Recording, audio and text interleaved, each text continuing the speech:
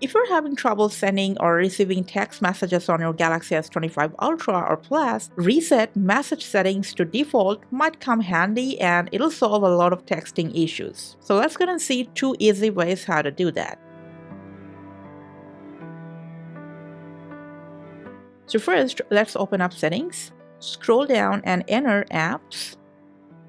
Now first what you can do is just tap on this 3 dot and then tap on Reset App Preferences. Now, as you can see, this will not delete any personal data or customized settings. This will just reset some app preferences, including your message app. So simply tap on this reset button.